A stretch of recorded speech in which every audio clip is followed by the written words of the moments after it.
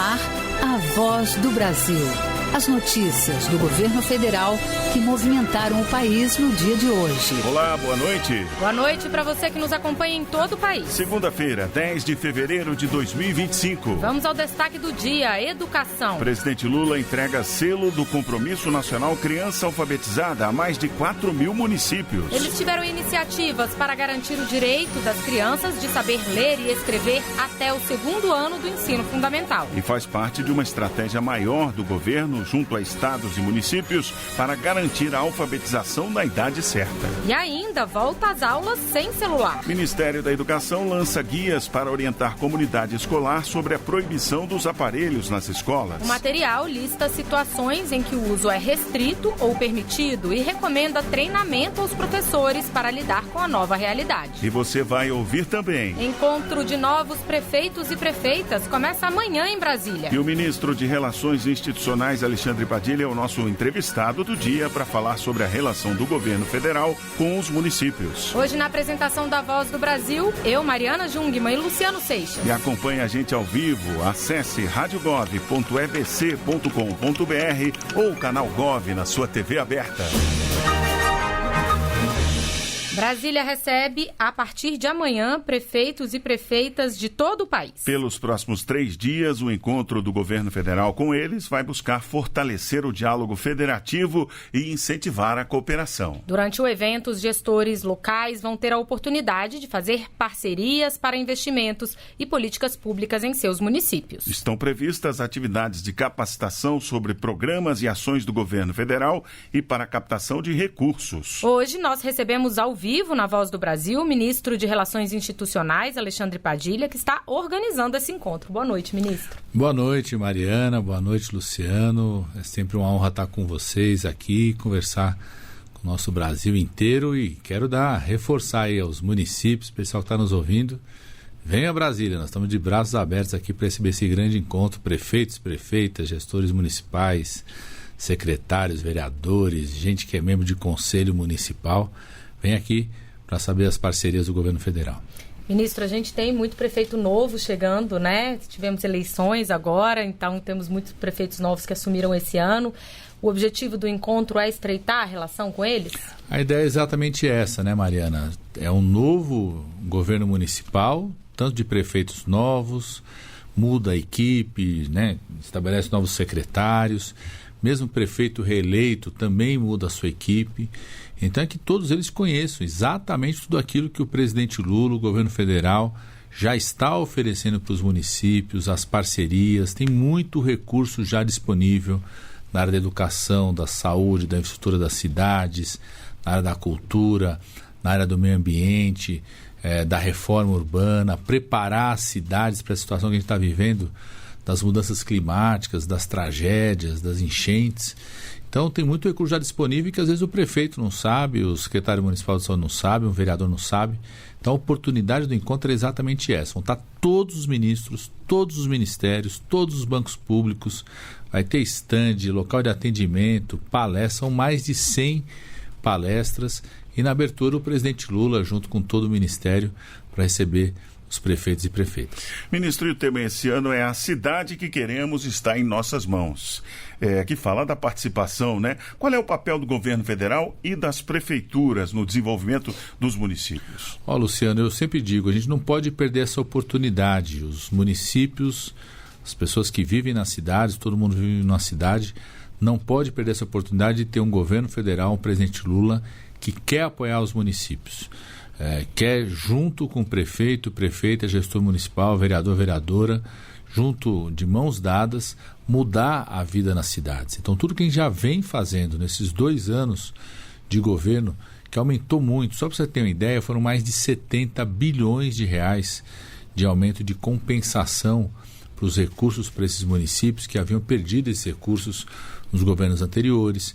O Fundo de Participação dos Municípios, que é um recurso que ele é decorrente da política econômica feita pelo governo federal, aumentou em 2024, em relação a 2023, mais de 16%. Quando a gente compara 2022, que é o governo anterior, foi mais de 25% de aumento do repasse, ou seja, tem mais recursos chegando para os municípios e essa parceria de orientar esses recursos para melhorar a saúde, o esforço do Ministério da Saúde de reduzir filas de cirurgias, para melhorar a educação. A gente está vendo o selo de alfabetização entregue pelo ministro Camilo Santana hoje, de melhorar a estrutura das cidades, de renovar a frota de ônibus, ou seja, direcionar esses recursos para melhorar a vida da população, está nas nossas mãos, e o governo federal, o papel principal é orientar, ajudar os prefeitos e apoiar com recursos para isso acontecer.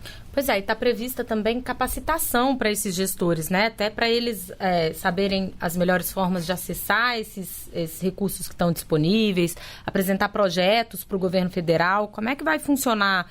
Vão ter treinamentos? Como é que vai ser isso? São 3 dias intensos, viu, Mariana, de treinamento, capacitação. A gente quer que o prefeito saia daqui sabendo absolutamente tudo como melhorar a vida da sua cidade com o apoio do governo federal. Desde palestras, então são mais de 100 palestras, que vão estar os ministros, os técnicos orientando cada uma das ações, até estandes de atendimento, onde o prefeito pode ir lá conversar com a pessoa do ministério, resolver o problema do convênio, espaços de oficinas que a gente fala para saber sobre programas específicos, saber sobre o pé de meia, conhecer melhor as ações na área da saúde, como o SAMU, como Mais Médicos, conhecer melhor como pega o recurso da Lei Aldir Blanc, Paulo Gustavo do Ministério da Cultura, que aumentou bastante o repasse de recursos para a área da cultura, e vai ter o espaço que a gente está chamando de espaço prefeitar, Mariana, que é o seguinte, é colocar o prefeito em situações dinâmicas, reais, de problemas que o município tem. Por exemplo, como enfrentar uma enchente. Então,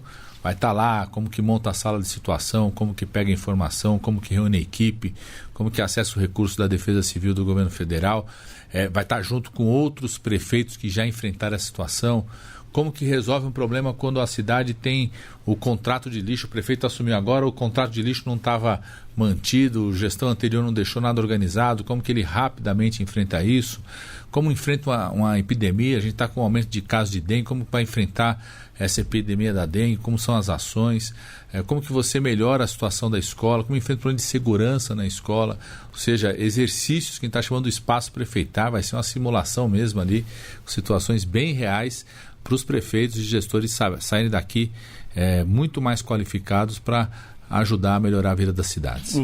Pois não, Mariana. Eu só queria complementar, porque a gente sabe que tem cidades que são muito pequenas, às vezes as prefeituras não têm mesmo nem estrutura de funcionários e tal, para poder conseguir acessar projetos, quando precisa apresentar, às vezes, um projeto técnico. Então, esse tipo de situação, a gente vai conseguir, eles vão conseguir ter acesso a um esclarecimento melhor e a saber como podem fazer, né? Essa é a grande oportunidade, né, Mariana? Inclusive, nessas simulações, a gente vai ter também experiências de gestores municipais de cidades pequenas também, que enfrentaram situações como que enfrentaram.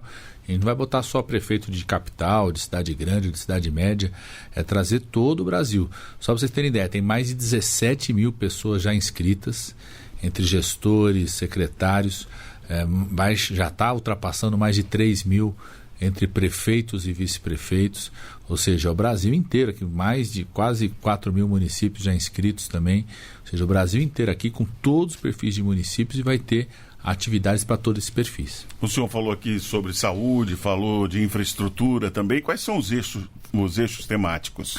Nós temos alguns eixos temáticos que a gente está dizendo que são prioritários. Primeiro, preparar as cidades para o enfrentamento das mudanças climáticas. A gente já está vivendo isso nas nossas cidades.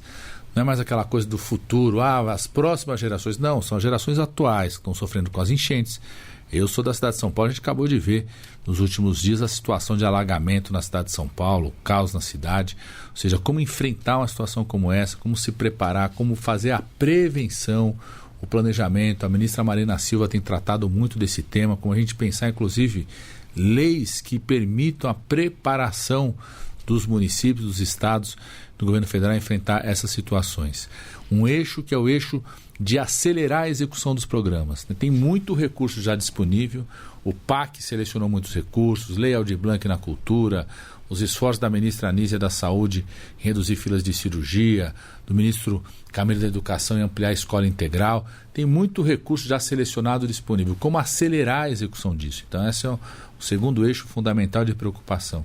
O terceiro é capacitação. Como capacitar, qualificar os gestores municipais, as equipes. Um quarto eixo, as lideranças femininas, né? Vai ter, inclusive, lá no encontro, um momento capitaneado pela ministra Cira das Mulheres, de encontro das prefeitas, gestoras, mulheres, lideranças municipais. A gente quer fortalecer o papel das mulheres, garantir cada vez mais espaço, empoderar essa ação das mulheres enquanto gestoras, prefeitas, lideranças municipais, muito importante. E um quinto eixo que é de como aprimorar a nossa federação, o debate do federalismo. Tem um tema, por exemplo, que foi levantado no ano passado no encontro dos prefeitos com o governo federal, que é a chamada PEC 66. É uma emenda constitucional que ela estabelece um regramento, inclusive, em relação a pagamentos precatórios, é uma reivindicação dos municípios. O governo já conseguiu articular para aprovar isso no Senado, aprovamos no Senado Federal, veio para a Câmara, estamos trabalhando, apoiando a instalação da comissão, expectativa nossa, inclusive, que o presidente da Câmara possa anunciar isso lá no encontro, que são medidas que fortalecem os municípios e a cooperação federativa. O presidente Lula recriou o Conselho da Federação, retomou esse pacto federativo, a relação, o diálogo, a cooperação, e vai ter um momento, um dos objetivos é fazer essas discussões que aprimorem a Federação Brasileira. Muito bem, a gente vai falar muito desse assunto ainda nos próximos dias, porque a gente vai ter uma ampla cobertura aqui na Voz do Brasil sobre esse encontro com os novos prefeitos e prefeitas.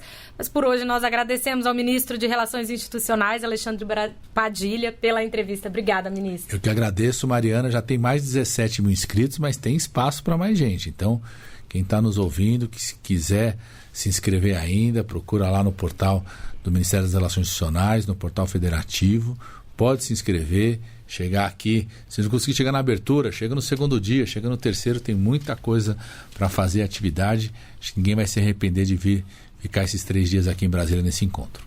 Obrigado. E hoje foi dia de entrega de 265 novas moradias pelo programa Minha Casa Minha Vida, em Pernambuco. O ministro das Cidades, Jader Filho, esteve em Caruaru entregando as chaves. E também na Bahia, onde visitou obras de outras unidades habitacionais em Camaçari. A construção de casas pelo programa, além de garantir moradia digna para as famílias, também ajuda a movimentar as economias locais e gerar emprego e renda. O primeiro empreendimento do programa Minha Casa Minha Vida com varanda está ficando pronto. São 384 unidades habitacionais em Camaçari, na Bahia, que devem ser entregues ainda este ano. O investimento do governo federal foi de 65 milhões de reais.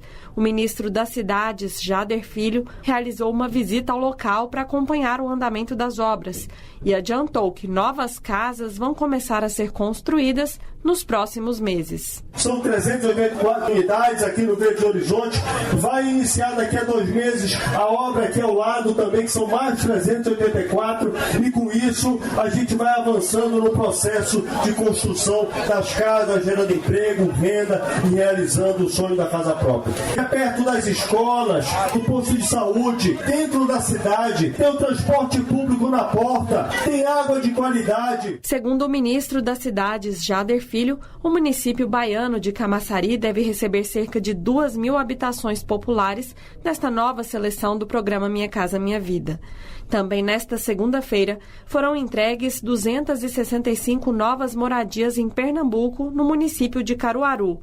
O residencial é composto por 2 módulos que juntos somam 500 unidades. Reportagem Natália Kozlik. Explorar economicamente a floresta amazônica, mas de forma sustentável e não destrutiva. Sim, isso é possível. É o que prevê o edital lançado hoje pelo Ministério do Meio Ambiente e Mudança do Clima e o Serviço Florestal Brasileiro para a concessão da Floresta Nacional do Jatuarana, que fica no sul do Amazonas. O projeto deve arrecadar mais de 32 milhões de reais ao ano e vai garantir a preservação da floresta e empregos para as comunidades locais. Com mais de 570 mil hectares, a Floresta Nacional do Jatuarana, localizada em Apuí, no sul do Amazonas, foi criada em 2002 e tem 3,5 vezes o tamanho da cidade de São Paulo. Ao todo, serão concedidos ao longo de 37 anos 453 mil hectares da área. A concessão prevê produção anual de madeira em tora. Devem ser criados 932 empregos diretos e 466 indiretos, além de investimento superior a R$226 mil por ano em proteção florestal. Para o cacique Leocir Carijó, morador de uma aldeia indígena no município, o projeto deve trazer mais qualidade de vida e oportunidade para os moradores da região. Que a nossa comunidade ela vai sair da invisibilidade, né, e vai se tornar mais visível, principalmente com infraestrutura, né, que hoje nós não temos na nossa aldeia energia, nós não temos internet, nós não temos acesso a nada. Pela primeira vez, o leilão que vai conceder uma parte da floresta jatuarana será feito pela B3, a Bolsa de Valores brasileira. Outra novidade são as obrigações que o ganhador terá que cumprir na região, como pesquisas, proteção florestal, educação ambiental, apoio a atividades econômicas sustentáveis e, principalmente, o não desmatamento. Esse novo modelo representa um avanço, de acordo com o diretor-geral do Serviço Florestal Brasileiro, Garo Batimanian. O lançamento desta concessão, que irá aumentar em 35% toda a área concedida desde 2010 até agora. Então nós achamos que isso é um marco, mas o que é importante é que quais são os benefícios? Se mantém a floresta em pé, dá um valor econômico como uma alternativa de geração de emprego e renda e contribui com a formalização da economia local e regional. A concessão também prevê o uso sustentável de recursos não madeireiros, como palmito, açaí, castanha do Pará, óleo de copaíba, andiroba. Um manejo florestal que pode ser modelo de concessão com desenvolvimento para a região e proteção ambiental, disse a ministra do Meio Ambiente e Mudança do Clima, Marina Silva. A gente resolveu colocar em prática essa proposta. E o desenho era exatamente esse: beneficiar as comunidades, que o manejo não fosse só para as grandes empresas passar com as toras de madeira, entrar o dinheiro e a comunidade ficar olhando o progresso, mas que elas fossem também beneficiárias desse progresso. A previsão é que o leilão com as propostas ocorra no dia 21 de maio deste ano na B3, em São Paulo. Reportagem Pablo Mundim. O presidente Lula entregou agora há pouco o selo nacional Compromisso com a Alfabetização para 4 mil municípios. Foram reconhecidos gestores estaduais, distritais e municipais que desenvolveram iniciativas para assegurar o direito à alfabetização das crianças brasileiras. A repórter Graciele Bittencourt acompanhou a cerimônia e traz mais informações. Boa noite, Graciele. Explica pra gente o que é esse selo. Boa noite, Mariana. Boa noite, Luciano e ouvintes da Voz do Brasil. O selo é parte de uma estratégia maior, lançada pelo governo federal em 2023. O Compromisso Nacional Criança Alfabetizada, que visa garantir que as crianças brasileiras saibam ler e escrever até o fim do 2º ano do ensino fundamental. Todos os estados e quase todos os municípios do país aderiram e se comprometeram a perseguir a meta. A iniciativa não propõe assim uma resposta única para todo o país. Cada estado e cada município podem elaborar a estratégia de alfabetização mais adequada ao seu território. O governo federal fornece assistência técnica e financeira. O repasse já chegou a R$1 bilhão e 300 milhões de reais. O ministro da Educação, Camilo Santana, falou sobre o compromisso de alfabetização com as crianças brasileiras. O compromisso nacional não é apenas uma política pública, é um compromisso de justiça social. Lembrar o que estamos fazendo aqui hoje vai muito além de um prêmio, de um reconhecimento. E estamos aqui hoje reafirmando o compromisso de um país inteiro com a alfabetização das nossas crianças. Voltem para os seus municípios e tenham orgulho de dizer: o meu município tem compromisso com a alfabetização das minhas crianças, da minha cidade.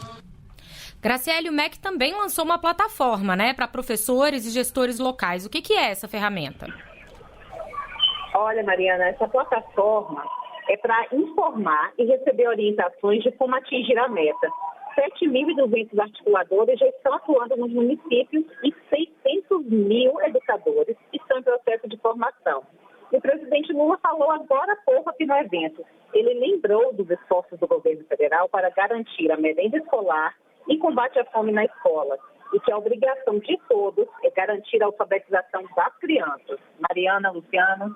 Obrigado, Graciele, pelas informações ao vivo aqui na Voz do Brasil. E olha, hoje é dia de volta às aulas em muitas escolas do país. E naquelas que já iniciaram o ano letivo, uma novidade está trazendo mudança para alunos e professores. A nova lei que veta o uso de celulares e outros dispositivos com acesso à internet no ambiente escolar. O Ministério da Educação elaborou guias para ajudar as escolas e redes de ensino nesse processo. Bruno Ribeiro, de Brasília, tem 17 anos e nunca teve um celular por decisão dos pais. Ele acha positivo ver os amigos longe da tela na escola. Muita gente ficava no recreio no celular, ficava jogando, mexendo em rede social. Agora que esse aparelho está banido, no recreio, ao invés da gente pegar o celular e ficar todo mundo mexendo no celular, a gente está inventando de trazer um jogo de tabuleiro. Letícia Mena estuda na mesma escola de Bruno e garante que sabia a hora de usar e a hora de guardar o telefone. Mas agora vai ter que se acostumar com a mudança. Sempre era com forma, usar slides, fazer alguma pesquisa que o professor às vezes perguntava, queria tirar alguma dúvida, a gente pesquisava na internet. Com a lei que restringe o uso dos celulares nas escolas, alunos e professores estão tendo que se adaptar. Para ajudar nesta transição, o Ministério da Educação lançou 2 guias sobre o assunto, voltados para as escolas e as redes de ensino. O material lista, por exemplo, os casos em que é possível usar o celular. O uso fica restrito durante aulas, intervalos e recreios, mas o aparelho continua permitido para fins pedagógicos, com autorização do professor, além de casos de acessibilidade, saúde e segurança. Outra orientação é que as escolas estabeleçam espaços seguros para o armazenamento dos celulares durante o horário escolar e que ofereçam formação e treinamento aos educadores que estão lidando com as mudanças. Ana Elisa Dumont, presidente do Sindicato Nacional das Escolas Particulares no Distrito Federal, lembra que a restrição já existia em algumas escolas e que agora é preciso uma mudança cultural. A nova legislação ela traz uma limitação muito maior. Com isso está sendo uma adaptação para as escolas particulares, como vai ser para as públicas também, porque é uma mudança de cultura que exige tanto dos funcionários, dos colaboradores das escolas, como dos alunos e das famílias. Os guias do MEC também orientam que as escolas estimulem o convívio e a interação social entre os estudantes e que promovam espaços de escuta e acolhimento sobre o tema. Beatriz Mendes, que é coordenadora pedagógica da escola que citamos no início da reportagem, diz já perceber avanços após a lei. Pelo que eu tenho visto, em relatos dos professores, é que a gente tem uma melhora ali, com a redução das redes sociais, a redução da utilização do celular, das telas, até porque a gente sabe que isso entra em outro aspecto, no aspecto emocional, no aspecto de saúde mental. Os guias informativos podem ser consultados em mecred.mec.gov.br. Reportagem Luciana Colares de Holanda. O Ministério da Gestão e da Inovação em Serviços Públicos divulga amanhã a segunda convocação para os cursos de formação do Concurso Público Nacional Unificado. A lista inclui candidatos dos 9 cargos que precisam de cursos de formação, além das listas de espera dos blocos 1 a 7. Segundo o Ministério, a nova convocação ocorre após 170 candidatos desistirem ou não confirmarem a participação. Com isso, a classificação mudou e alguns candidatos que estavam provisoriamente eliminados puderam ser chamados. Nos últimos 2 anos, o BNDES, Banco Nacional de Desenvolvimento Econômico e Social, recusou crédito de quase 730 milhões de reais a produtores rurais que desmatam. As atividades irregulares foram identificadas por meio de uma plataforma de monitoramento de biomas via satélite, adotada pelo BNDES em fevereiro de 2023. Foram recebidos 3.461 alertas de desmatamento nesse período, o equivalente a 1,12% das 309 mil mil solicitações de crédito rural encaminhadas ao banco. E essas foram as notícias do Governo Federal. Uma realização da Secretaria de Comunicação Social da Presidência da República. Com produção da Empresa Brasil de Comunicação. Fique agora com as notícias do Poder Judiciário e do Congresso Nacional. Boa noite. Boa noite para você e até amanhã. A Voz do Brasil. Governo Federal.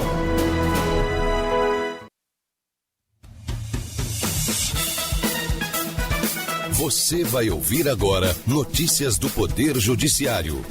STF mantém prisão preventiva de Monique Medeiros. Para o STJ, Chiquititas não é marca notoriamente reconhecida a ponto de tornar imprescritível ação contra registro indevido. Justiça Federal condena o município de São Luís, no Maranhão, a coibir poluição visual no centro histórico da capital maranhense. Boa noite, eu sou Ariana Fonseca. E eu sou Walter Lima. O ministro Gilmar Mendes, do Supremo Tribunal Federal, manteve nesta segunda-feira a prisão preventiva de Monique Medeiros, acusada de participar do homicídio do próprio filho, o menino Henri Borel, em 2021. O pedido de soltura foi feito pela defesa de Monique após ter sido agredida por outra interna na prisão. Antes de avaliar o caso, Gilmar Mendes solicitou informações à Secretaria de Administração Penitenciária do Rio de Janeiro.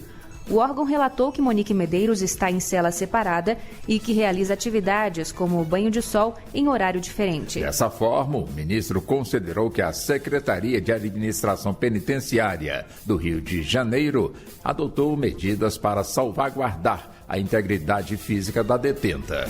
STF anula a decisão da Justiça Federal em Minas Gerais que havia concedido a um ex-juiz federal valores retroativos de auxílio alimentação. A decisão foi tomada em recurso extraordinário apresentado pela União.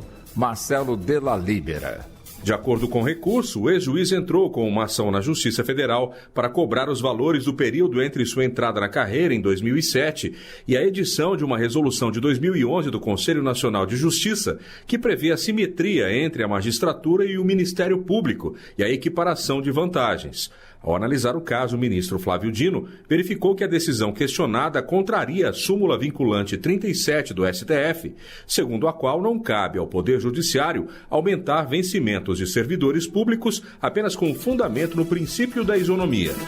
Marca Chiquititas não é notoriamente reconhecida a ponto de tornar imprescritível ação contra registro indevido. Segundo o STJ, esse caso se inclui na regra geral da Lei de Propriedade Industrial, que prevê o prazo de 5 anos para se ajuizar a ação. Fátima Uchoa.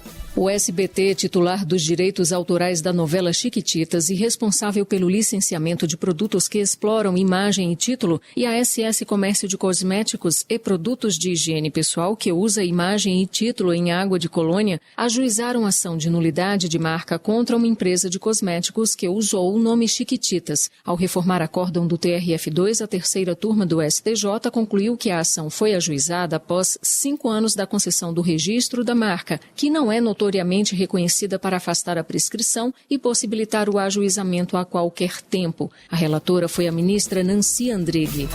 Gravadora não terá de indenizar ex-presidente por reversão de justa causa. A decisão é do Tribunal Superior do Trabalho. Larissa de Paula. O ex-presidente de uma gravadora de música foi demitido por justa causa, sob acusação de fraude e manipulação dos resultados da empresa. Na Justiça Trabalhista, ele conseguiu reverter a justa causa, além do pagamento de indenização no valor de R$1 milhão. Ao ser condenada, a gravadora recorreu e a Seção 1 em dissídios especiais do Tribunal Superior do Trabalho afastou a indenização, porque os danos morais não foram comprovados. Justiça Federal condena município de São Luís, no Maranhão, a coibir poluição visual no centro histórico da capital maranhense. A determinação é para que seja retirado o material publicitário irregular no prazo de 60 dias. Vanessa Pereira. De acordo com a ação apresentada pelo Ministério Público Federal, a poluição visual compromete a integridade do conjunto arquitetônico tombado pelo Instituto do Patrimônio Histórico e Artístico Nacional e reconhecido como Patrimônio da Humanidade pela Unesco. Na sentença, a Justiça Federal rejeitou a alegação do município de que a responsabilidade pela poluição visual deveria ser compartilhada com o IPHAN e com as empresas exploradoras de publicidade. Segundo a decisão, o município tem a obrigação de preservar o patrimônio cultural. Você acompanha outras notícias do Poder Judiciário em 104,7 FM para o Distrito Federal e em torno. Ou pelo canal 1.3 da TV aberta em Brasília. Ouça também pelo TuneIn de qualquer lugar do mundo. E baixe agora o TV Justiça Mais, disponível na loja de aplicativos do seu celular. Uma boa noite. E até amanhã. Notícias do Poder Judiciário, uma produção da Rádio Justiça, Supremo Tribunal Federal.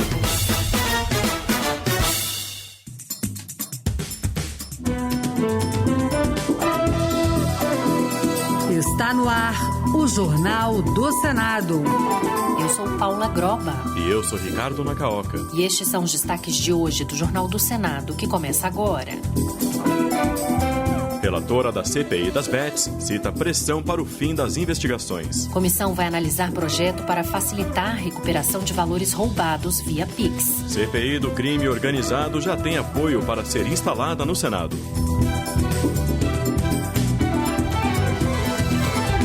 Boa noite. Boa noite. A relatora da CPI das Bets afirmou que há uma pressão pelo fim das investigações, mas destacou o apoio do presidente do Senado aos trabalhos da comissão. Os integrantes do colegiado voltam a se reunir no próximo dia 18, com o calendário da votação de requerimentos e de novos depoimentos. A repórter Érica Christian traz mais informações. Desde sua instalação no dia 12 de novembro, a CPI das Bets já realizou 6 reuniões para a votação de requerimentos e oitivas, entre elas a do secretário de Prêmios e Apostas do Ministério da Fazenda, Regis Dudena, e de empresários de apostas online. Os trabalhos da comissão deverão ser retomados no dia 18.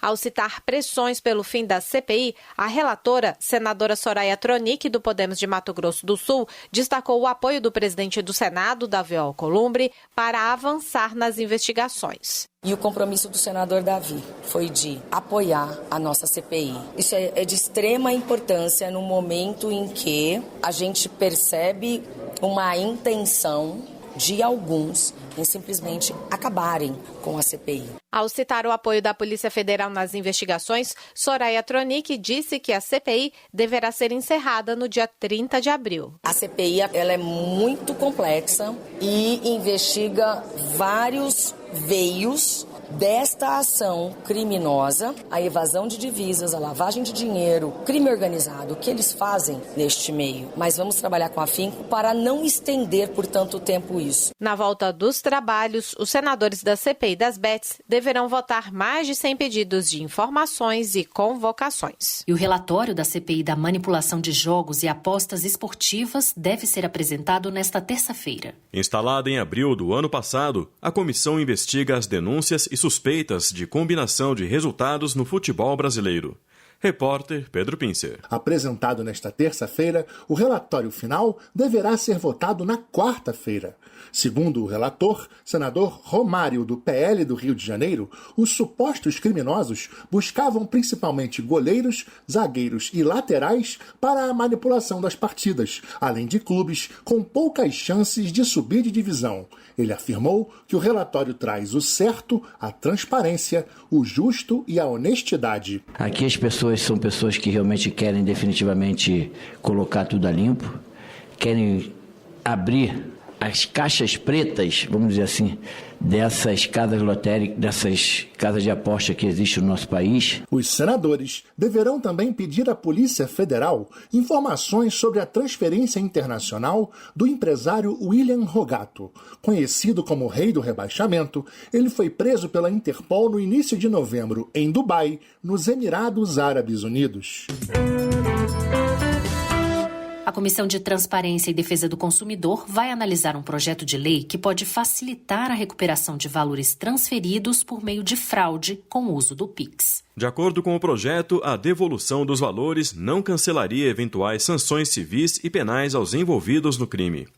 A proposta está sob análise da Comissão de Assuntos Econômicos. Repórter Bruno Lourenço. O projeto de lei que será votado nas comissões de Transparência, Governança, Fiscalização e Controle e Defesa do Consumidor e de Assuntos Econômicos determina que, verificada a fraude via Pix ou outros arranjos similares de pagamento, os bancos e fintechs devem identificar as instituições financeiras envolvidas, bloquear temporariamente os valores transferidos e promover a restituição ao consumidor lesado.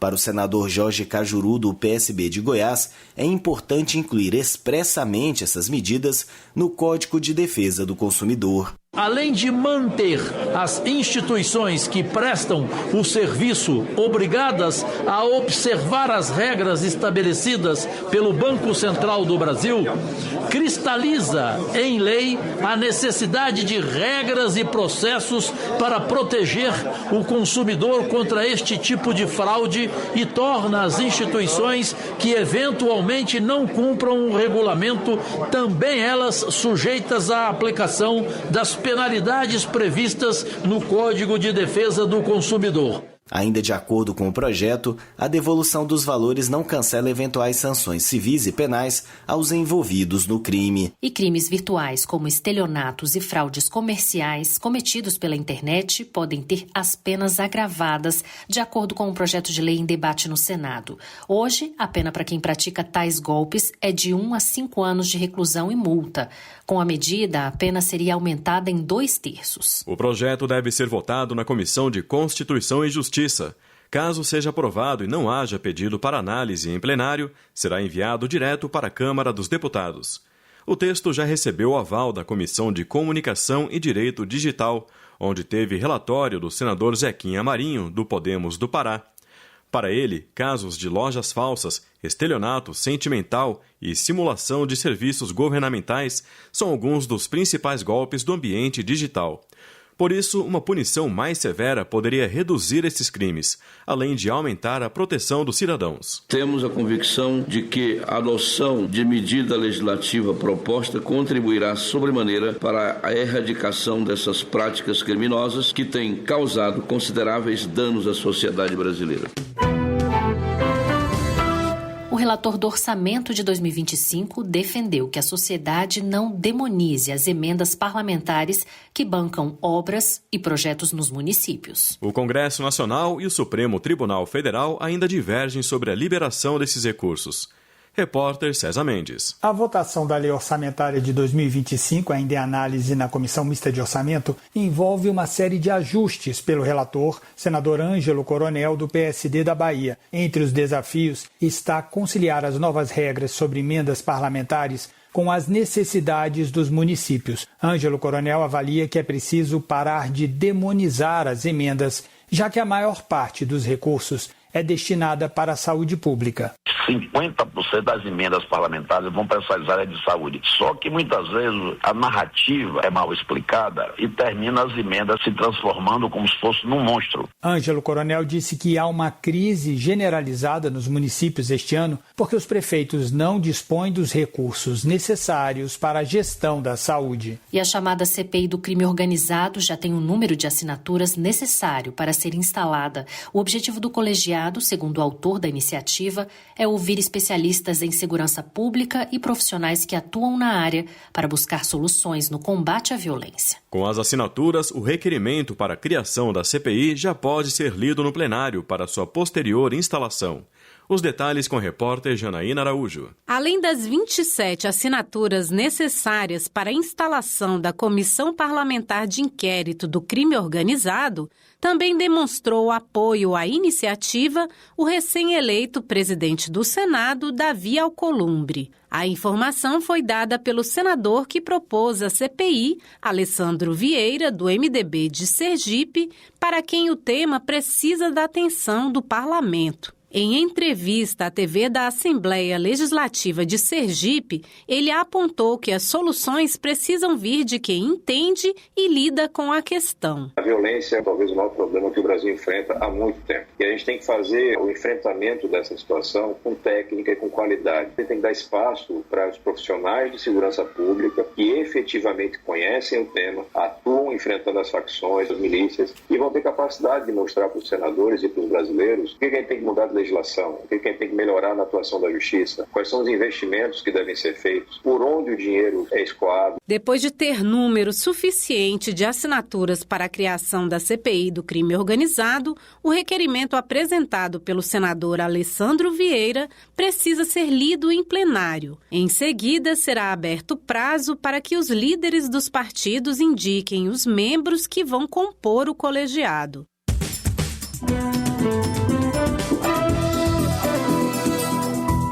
Com trabalhos técnicos de Eliseu Caires, o Jornal do Senado fica por aqui.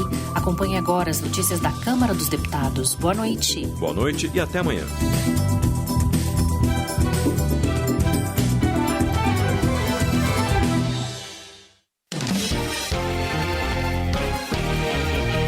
Jornal Câmara dos Deputados.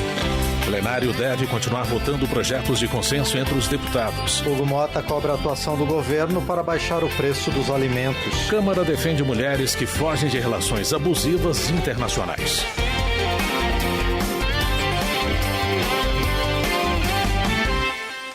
A procuradora da Câmara defendeu as chamadas mães de aia em julgamento no STF. Entenda a questão sobre guarda de filhos em processos internacionais na reportagem de Lara Rage. A procuradora da mulher na Câmara, deputada Soraya Santos, do PL do Rio de Janeiro, defendeu no Supremo Tribunal Federal as chamadas mães de aia, mulheres brasileiras que voltam ao país fugindo de relacionamentos abusivos e violentos com estrangeiros, mas acabam perdendo a guarda dos filhos devido a uma interpretação da Convenção de Haia. O tratado internacional visa facilitar o retorno de crianças retiradas ilegalmente de seu país de origem. Soraya Santos participou da primeira sessão de julgamento no STF da ação direta de inconstitucionalidade em que o PSOL questiona um dos pontos da Convenção de Haia. Como é que esse Brasil vai receber essa mulher? O que tem acontecido com essa mãe?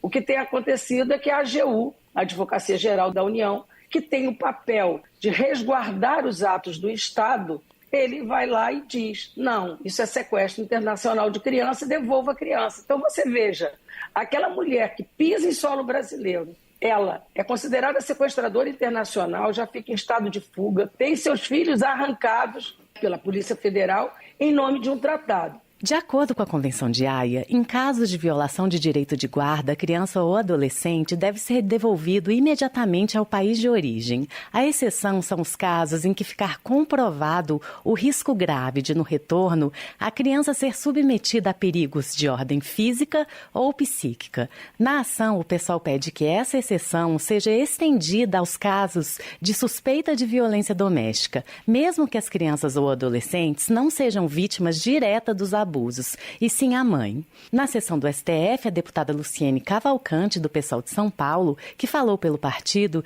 disse que existem 96 ações na justiça brasileira envolvendo a Convenção de Haia, sendo que 58% dos casos envolvem violência doméstica contra mulheres. Mas em apenas 8% deles foi reconhecida essa situação pelo Estado brasileiro e a criança não teve que ser repatriada e afastada da mãe. A deputada chamou atenção para a dificuldade de se juntar provas da violência doméstica e defendeu a validade da palavra da vítima como prova. Então vejam a situação dessas mulheres que chegam ao nosso Brasil, que precisam de acolhimento, que precisam de proteção, que fogem com seus filhos em muitas situações. E, apesar dos nossos princípios constitucionais, dos nossos tratados de proteção da criança e das mulheres, apesar da jurisprudência das cortes, tanto da Suprema Corte como do STJ, a gente não tem a consideração e a relevância da violência doméstica nesses julgamentos. E nem a palavra da mulher como valor probatório. Na sessão do STF, a Advocacia Geral da União defendeu a procedência parcial do pedido, exigindo a comprovação da violência doméstica para que se configure risco de grave perigo físico e psíquico à criança. A procuradora da mulher, Soraya Santos, por sua vez, lembrou na sessão que a Convenção de Haia foi assinada há cerca de 40 anos e, ao longo desses 40 anos, o Brasil aprovou leis de referência na proteção da mulher, a exemplo da Lei Maria da Penha. foi sancionada em outubro de 23, é a lei da guarda compartilhada. Ela traz 2 exceções para não permitir o compartilhamento das crianças dessa guarda. E uma delas é o simples risco, o iminente risco de violência do lar. Vejam, não estamos aqui falando de comprovação, estamos chamando a atenção do simples risco, porque é dever do Estado a proteção dos seus e da dignidade. O julgamento da ação foi suspenso pelo presidente do STF e relator do caso, Luiz Roberto Barroso, e o voto dos ministros será dado em sessão futura, em data ainda não definida. Da Rádio Câmara de Brasília, Lara Raj. Educação.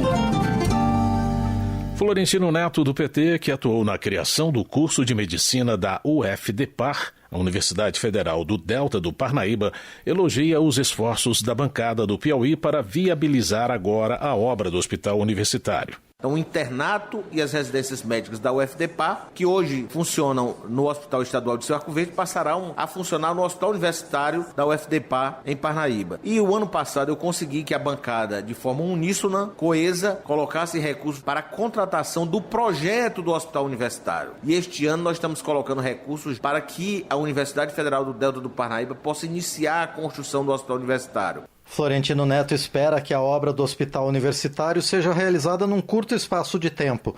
Ele afirma que a bancada do Piauí tem atuado de forma coesa para acelerar o processo e trazer benefícios para as pessoas menos favorecidas. E eu estou buscando a cada dia lutar junto ao Ministério da Educação, junto à EBSER e junto com a UFDPar, que a gente possa ter esse projeto, que é um projeto que vai dar atenção à saúde das pessoas, principalmente das pessoas menos favorecidas, das pessoas que precisam do SUS. E ao mesmo tempo vai favorecer a formação e a especialização de médicos em Parnaíba. Saúde. Avança na Câmara projeto que cria subsistema de saúde para doenças raras com prazo para tratamento.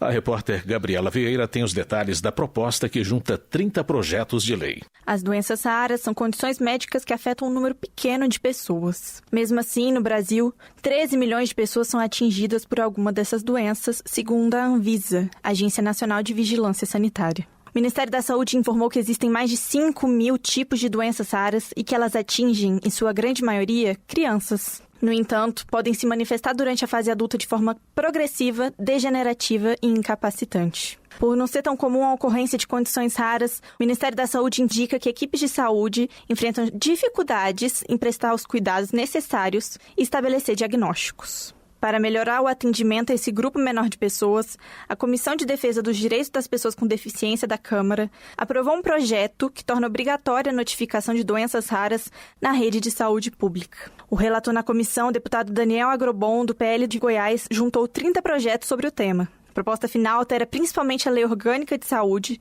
para determinar a criação de políticas de incentivo ao desenvolvimento de medicamentos e estimular a educação continuada de profissionais da saúde para identificar doenças raras. A proposta sugere também a criação de um subsistema de atenção às doenças raras. A partir dele, o SUS, Sistema Único de Saúde, deverá oferecer exames para diagnóstico em até 30 dias e o primeiro tratamento deve acontecer em 60 dias. Daniel Agrobon defende que outras doenças já tenham um tipo de tratamento com prazo estipulado, como o câncer. Por isso, ele afirma que esse projeto trata de investimentos de pesquisa para que essas doenças raras sejam diagnosticadas com precisão e no momento certo. Esse momento que nós estamos falando hoje desse projeto é aonde esse projeto ele está trazendo principalmente a questão de prazos para que as pessoas que realmente são diagnosticadas com doenças raras possam ter um prazo para que ele possa ter esse tratamento e iniciar então esse processo para que ele possa então ter essa cura dessa doença. Apesar dessas doenças raras afetarem de maneira diferente as pessoas, alguns casos podem ser mais graves e levar até a morte. As causas são diversas, podendo ser por fatores genéticos, ambientais, infecciosos e imunológicos. Em relação ao resto do mundo, o Ministério da Saúde indica que 3 a 6% das pessoas podem ser afetadas por alguma doença rara em algum momento da vida. Os dados equivalem a uma estimativa entre 260 a 440 milhões de pessoas pelo planeta. Da Rádio Câmara de Brasília, Gabriela Vieira.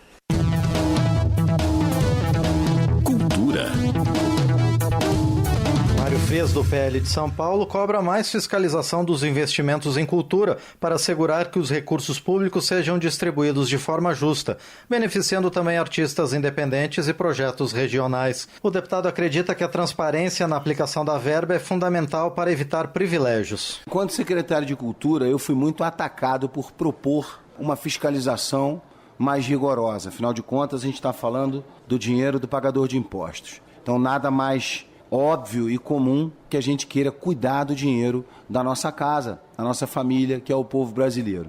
A cultura deste governo é distribuir dinheiro para artistas já consagrados, para artistas que não precisam desse dinheiro. Mário Frias acrescenta que não é contra o financiamento cultural, mas questiona a forma como os recursos são destinados. O parlamentar reforça a necessidade de um controle mais rigoroso para garantir que os investimentos cheguem a quem realmente precisa. Meio Ambiente.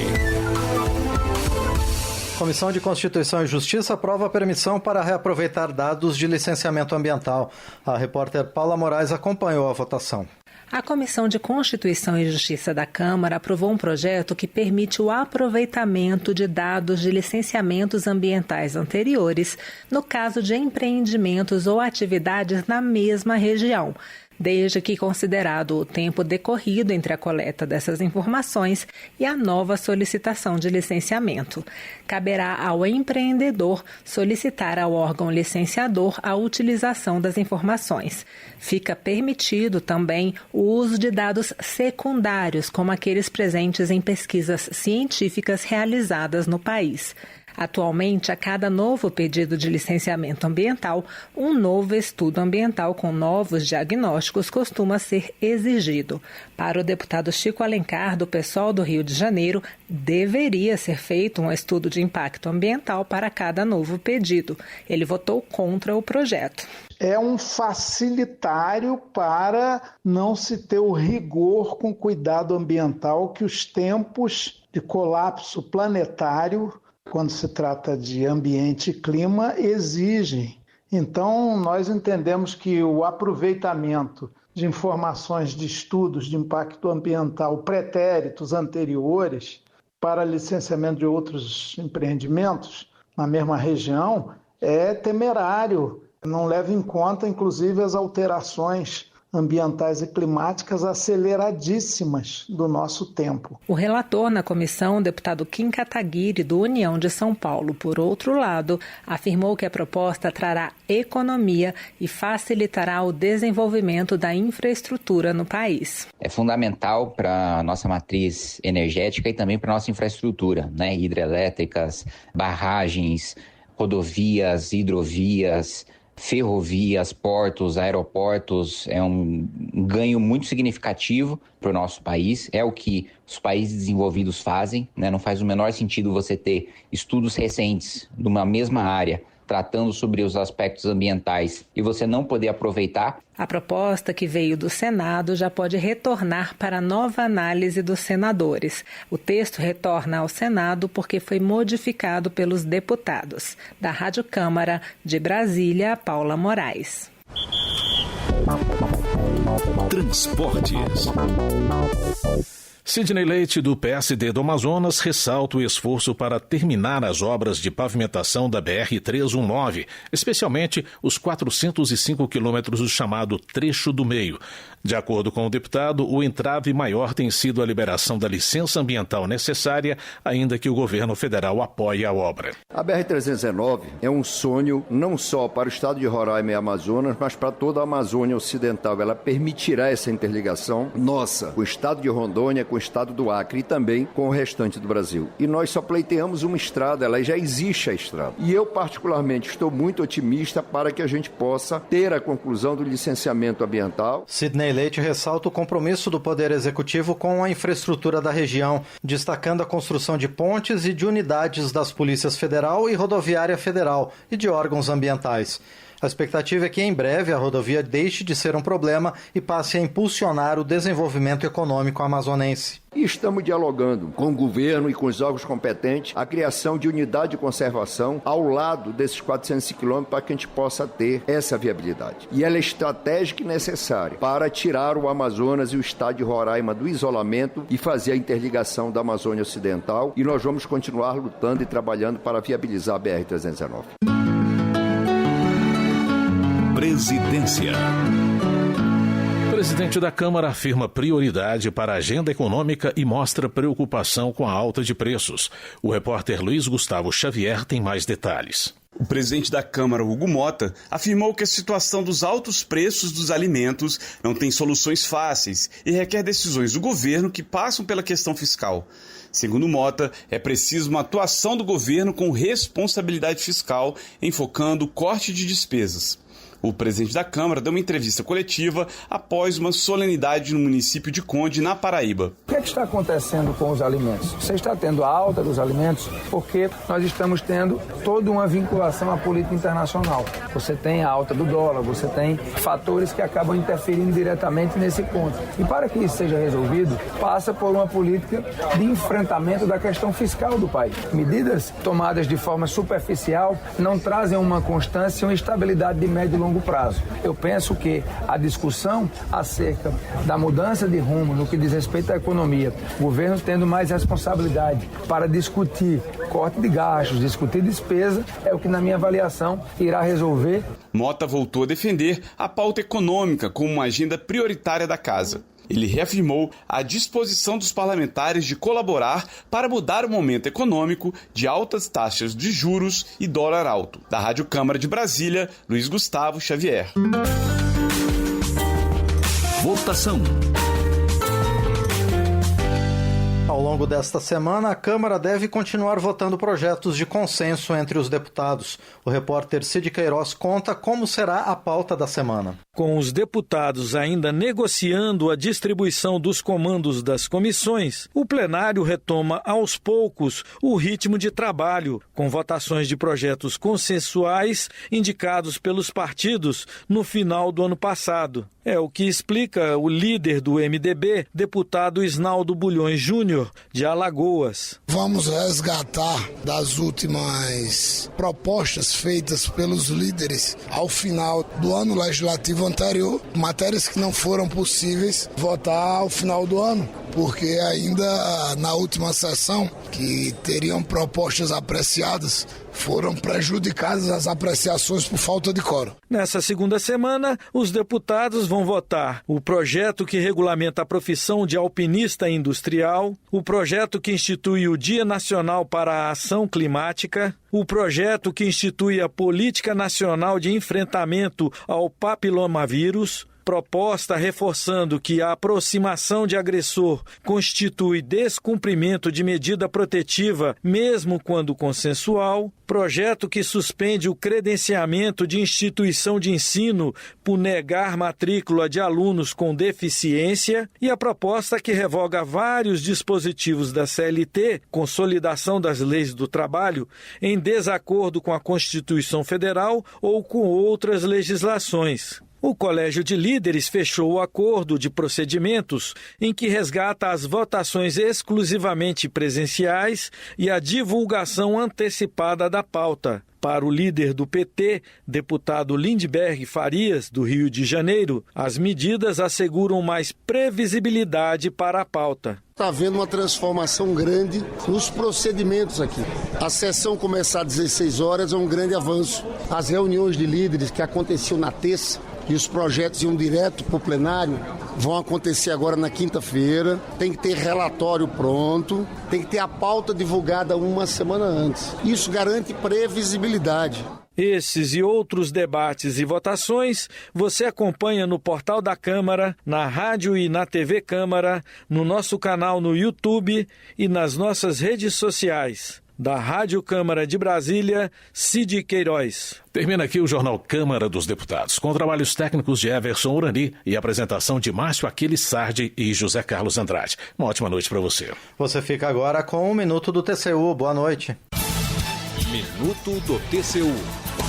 Você sabia que pode ajudar o Tribunal de Contas da União a fiscalizar o uso dos recursos públicos? O TCU conta com a participação da sociedade para fazer o trabalho de controle das contas do governo. Por meio da ouvidoria, a população pode fazer denúncias, comunicar atos ilícitos praticados por agentes públicos e pedir acesso a informações. As manifestações recebidas são encaminhadas para as unidades técnicas para serem apuradas. Os dados pessoais fornecidos pelo cidadão são protegidos e mantidos em ambiente controlado e seguro. O atendimento da ouvidoria pode ser feito pelo site do tribunal, por telefone ou de forma presencial. Também é possível marcar atendimento em Libras, a língua brasileira de sinais. Acesse mais detalhes em portal.tcu.gov.br/ouvidoria. TCU, fiscalização a serviço da sociedade.